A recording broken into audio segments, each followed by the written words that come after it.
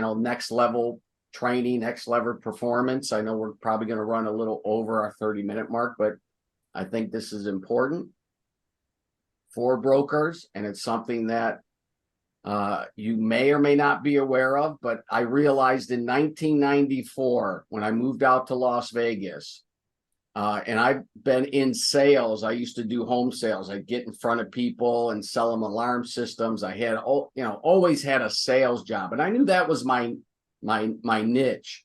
I had no idea that you could actually be on the phone and make a phenomenal income just by talking to people. I pulled in, I was filling up the truck, returning the truck, right? I just pulled into Vegas. It was one day before. I was at the gas station. A guy said, "Hey, you want to make $1,000 a week? You're in Vegas." And I'm from New York. And I'm like, wait a minute. Yeah, sure. This guy, he's working me. I said, yeah, sure. Of course I do. And he goes, come over to this room. And it was a telemarketing room. And sure enough, within a few weeks, I was knocking down over $1,000 just being on the phone. So I knew the power of sales, but being on the phone. And that's what we do as brokers, right? I mean, we're on the phone. So how important is it to have the right tonality?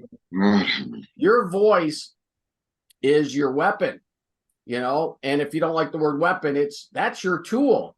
So when we talk about using the right tonality, that's so important. And, I'm going to lay out kind of, I'm going to read and talk at the same time, but emphasizing key points. You use your voice. It allows you to emphasize important phrases, at making something stand out, increasing the chances that the prospect will pay attention. Now, there's one word that I always use throughout a presentation that is the most powerful word in the dictionary. Does anybody know what that word might be? I'll tell you the answer. Yes, it's the name of the prospect. Always use the name of the prospect. Now, I don't overuse it. I don't keep saying, Larry, yeah, Larry. No, I use that word to bring them right back into the conversation. So keyword, emphasizing key points, but also building rapport, convey emotions, warm and friendly tone. You can create a sense of rapport just by using your tonality. Conveying enthusiasm. I can tell you this right now. If you cannot get excited about the business that you're presenting, your candidate, how do you expect them to get excited? You have to have enthusiasm. Your voice has to be something that is contagious, because enthusiasm is contagious. So when you're talking to somebody, boy, get excited about what you're talking about. Get excited about the potential. Get excited about getting them into the business and changing their life. That is, people feel it when it comes from the heart. And I'm not talking, this is not, phony. It's not phony stuff. This is genuine. So don't think you're going to sell a business that you can't get excited about yourself, because it's just not going to happen. You got to believe in it. You got to believe in what you're talking to the prospect. They will feel it. They will sense it. And it does. You want to demonstrate confidence, credibility, trustworthiness, just by using the right tone. And it comes across that you have knowledge, you have an expertise, and that credibility goes a long way. People do business with people they know, like, and trust. If they get to know you and they like you, they got to trust you, or they're not moving forward with you. So you build that trust. And demonstrating confidence, very important. And emotions, right? Eliciting emotions. Tonality can invoke emotions to the listener, to the prospect, can help them connect on a deeper level and make the conversation memorable, because I can assure you, you might not remember the person you talked to today. If I don't take notes, copious notes, because I talk to enough people in a day. Yeah, the name looks familiar, but I don't remember the conversation. I need to look at the notes. And that's okay, because that's what we do. You want to have an impact on that person that you're talking to. You want them to remember you. And I'll tell you, if they start using your name, you're on the right path, because that's a connection. When they use your name, now it's memorable. And in maintaining engagement, and that's why I think most of the time I'll use the name if I feel that I need to pull that prospect back in and I have an important point to make. That's when I'll use the name, but I have to change my pitch, pace, volume. If you're talking monotone, it's very boring. And guess where your prospect is? They're thinking about what they're going to be doing in an hour, half hour, what they got to do tonight, what kind of dinner to make it for. They're not even there with you. So changing that pitch, pace, volume throughout the conversation, very important. Keep that customer, that prospect engaged. And I love storytelling. Every one of our businesses has a story to tell. So narrating a success story or history of the company using the right tonality can be very compelling and impactful. So storytelling, every business has a story. Aloha has a story. Cozy Vent has a story. Ideal Furniture has a story. Green Bin has a story. Final Mile Technologies has a story. Know the story.